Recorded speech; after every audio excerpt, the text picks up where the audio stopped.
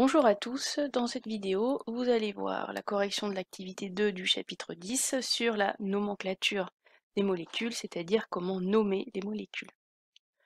Alors dans la première question, je vous demandais de retrouver le préfixe du nom des molécules à l'aide de la petite vidéo que vous pouviez regarder. Donc s'il y a un seul carbone dans la chaîne carbonée principale, ça va s'appeler meth. Si on a deux, ce sera éthane. Si on a 3, propane. Si on a 4, butane. Si on a 5, pentane. Si on a 6, hexane.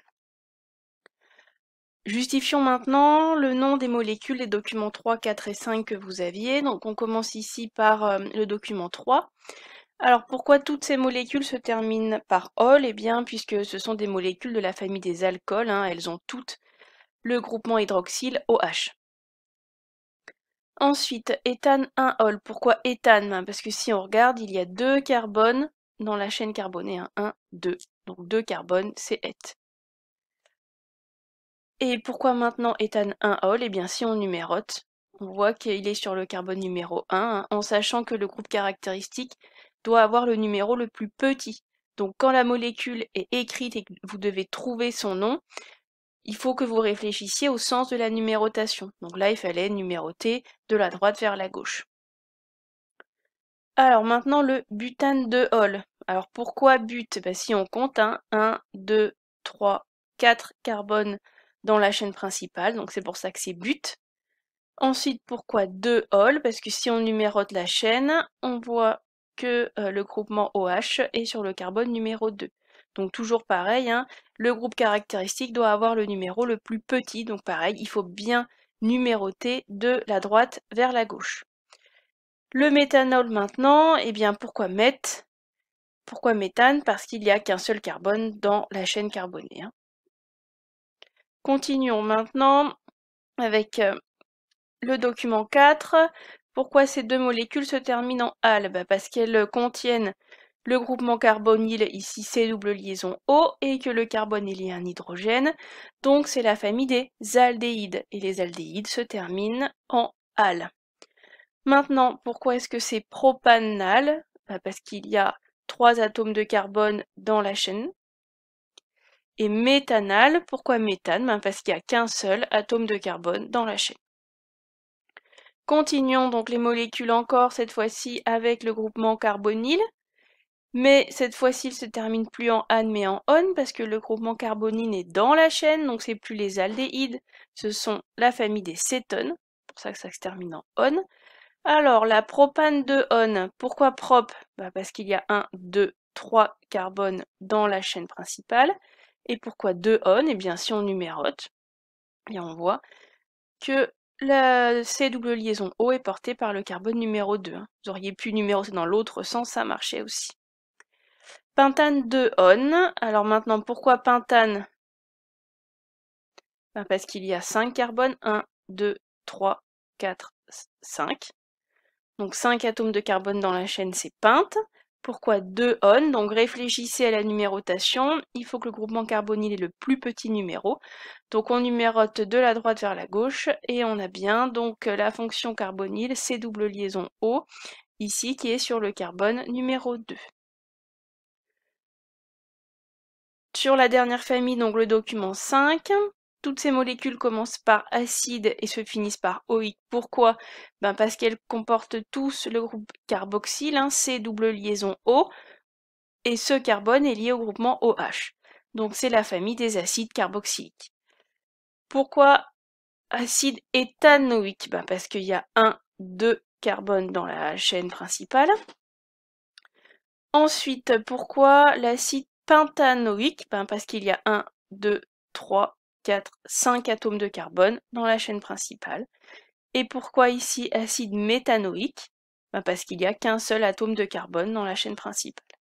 Donc voilà comment est-ce qu'on peut justifier assez facilement le nom des molécules. Ensuite, je vais vous demander d'essayer de réfléchir pourquoi est-ce que dans certaines molécules, on n'avait pas besoin de mettre les numéros qu'on appelle indice de position. Alors, si vous avez un doute, vous les mettez. Voilà. Il vaut mieux en mettre trop que pas les mettre, ou là c'est complètement faux. Mais on n'est pas obligé pour certaines molécules. Alors, si on regarde l'éthane 1-ol ou éthanol, on voit bien que le groupement OH est porté par le carbone 1. Alors vous allez me dire, bah oui, mais on pourrait le mettre de l'autre côté. Et là, ce serait le carbone 2. Bien non, parce que si le OH était à gauche, il faudrait numéroter dans l'autre sens. Et on aurait le carbone 1 et le carbone 2. Donc ce serait toujours forcément sur le 1.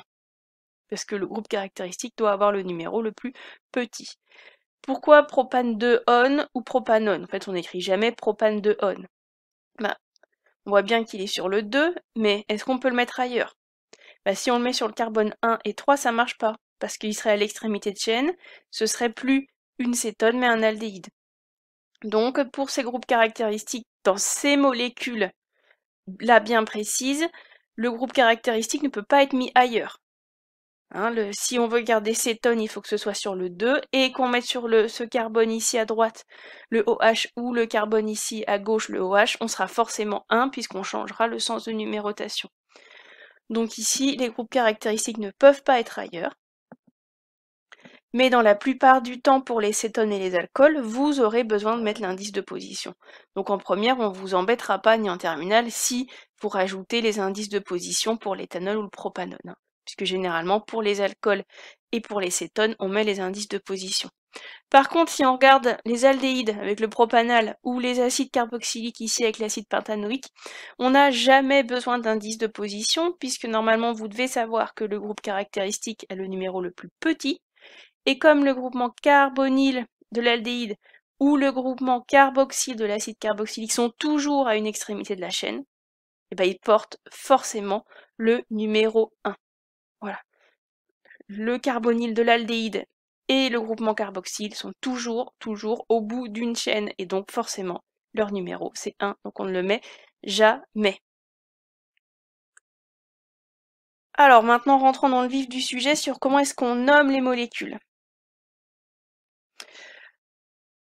Vous avez donc une première molécule. Alors quelle est la tactique à mettre en œuvre? Alors déjà, on cherche, s'il y a un groupe caractéristique, il y en a un, c'est le OH, et il faut numéroter pour que ce groupe caractéristique ait le numéro le plus petit. Alors là, j'ai commencé à numéroter de la droite vers la gauche. Si vous voulez numéroter de la gauche vers la droite, bah, ça ne changera pas, puisqu'il sera toujours, on aura le carbone 1 ici, le carbone 2 et le carbone 3. Donc le OH sera toujours sur le carbone numéro 2. Donc ça c'est bon. Maintenant qu'on a la numérotation, eh bien on sait qu'il y a 3 carbones dans la chaîne. 3 carbones, c'est propre. Et on a un groupement alcool qui est sur le deuxième carbone, donc propane-2-ol, hein, puisque ol, c'est la terminaison pour les alcools. Regardons la molécule suivante. Donc là, on repère qu'il y a un groupement carbonyle, on regarde si c'est aldéhyde ou cétone, ben c'est pas une extrémité de chaîne, le carbone est relié à d'autres autres carbones, donc c'est une cétone, on sait que ça finira par on. Il faut que ce groupe caractéristique ait l'indice de position le plus petit, donc on va numéroter de la gauche vers la droite. On voit qu'il est en position 2, on a 5 carbones, donc si on a 5 carbones, c'est pentane, -2, -on, hein, pour dire que le carbonyle est bien sur le carbone numéro 2. Et c'est bien on parce que c'est une cétone. Troisième molécule ici, donc on retrouve le groupe carboxyle, hein, donc ça commencera par acide et ça finira en OIC, et on numérote, on n'est pas obligé, mais comme ça on a le nombre d'atomes dans la chaîne, on a 5 carbones, donc ce sera acide, pentane, OIC. Pas besoin de numéro pour les acides, puisqu'ils sont forcément en extrémité de chaîne, donc le numéro 1. Alors ensuite, l'autre technique, c'est quand vous écrivez les formules des molécules. Alors quand c'est à vous d'écrire les formules, c'est vous qui choisissez le sens de numérotation. Autant quand vous avez la formule qu'il faut écrire le nom, il faut réfléchir dans quel sens on numérote, là c'est vous qui choisissez. Donc l'éthanal. La technique, comment est-ce qu'on fait? On regarde déjà le nombre de carbones dans la chaîne avec le préfixe éthane, 2 carbones. Donc on écrit ces 2 carbones, puis on laisse de la place pour mettre les H. On regarde par quoi ça finit. Ah, al, donc aldéhyde. On cherche le groupe caractéristique. C'est C double liaison O et ce carbone doit être relié à un H. Donc on le met à une extrémité. Et ensuite on regarde le nombre de liaisons pour chaque carbone et si on doit rajouter des H. Donc ce carbone ici à gauche, on voit qu'il fait une liaison avec l'autre carbone.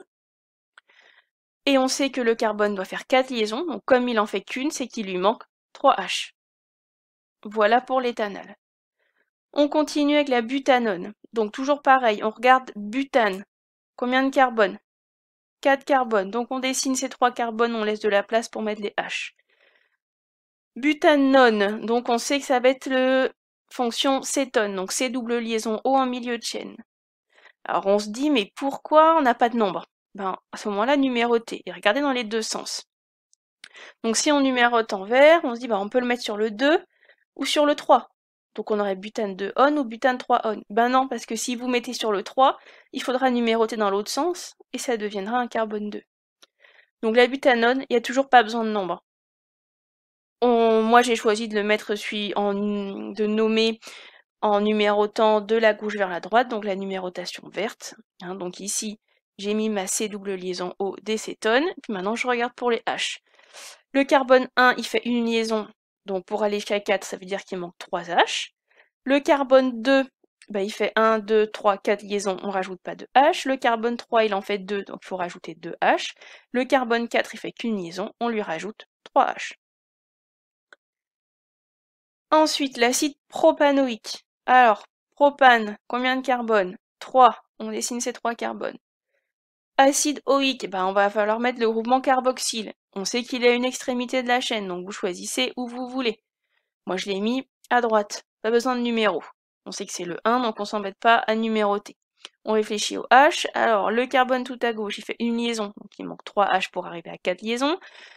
Le carbone du centre, il fait 2 liaisons, donc il lui manque 2 H pour arriver à 4 liaisons. Et le dernier, il fait 1, 2, 3, 4 liaisons, donc il n'y a pas de H. Ensuite, pour le 3-méthylpentane. Alors là, on a pente, donc 5 atomes de carbone. On dessine ces 5 atomes de carbone. On regarde la terminaison. Ah bah c'est un alcane, donc c'est que des C et des H avec des liaisons simples. Donc pas de problème. Ah, mais on a un 3-méthyle. Donc il faut que je numérote. Donc moi j'ai choisi de numéroter de la gauche vers la droite. Vous auriez pu numéroter de la droite vers la gauche, il n'y avait pas de problème. Et donc sur le carbone numéro 3, je vais mettre un groupement méthyle, c'est-à-dire un groupement CH3. Et je complète ensuite par des H. Le carbone 1, il fait une liaison, donc il lui manque 3 H pour arriver à 4. Le carbone 2, il fait 2 liaisons, donc il lui manque 2 H. Le carbone 3, il fait une de 3 liaisons, il lui manque 1 H. Le carbone 4 fait 2 liaisons, donc il lui manque 2 H.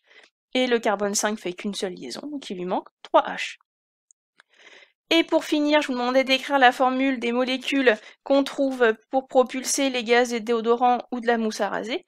Alors vous aviez leur nom usuel ou trivial, hein, par exemple isopentane. Alors vous pouvez imaginer qu'au départ on n'a pas mis toutes les règles de nomenclature, hein, c'est pour ça qu'il reste des noms que vous, par exemple, vous ne saurez pas nommer. On apprend à les connaître avec l'habitude. Donc dans l'introduction, vous aviez aussi leur nom officiel, 2-méthylbutane. Bon, c'est un but, 4 carbones.